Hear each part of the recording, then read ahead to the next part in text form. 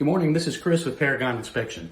One of the less sexy topics to talk about in the inspection process can have to do with plumbing, but nonetheless, it's still one of the most important, just as important as structural, just as important as electrical or anything else. So let's have a quick look under this sink here. This is a half bath sink, and what you'll see here essentially are two P-traps underneath this sink.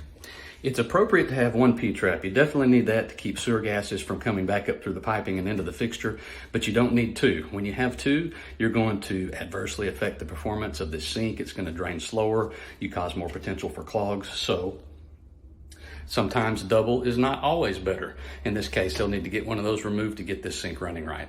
Give us a shout when you're ready for your inspection, and we'll come make sure that your investment is everything that you hope that it is. Take care and have a great day. Bye.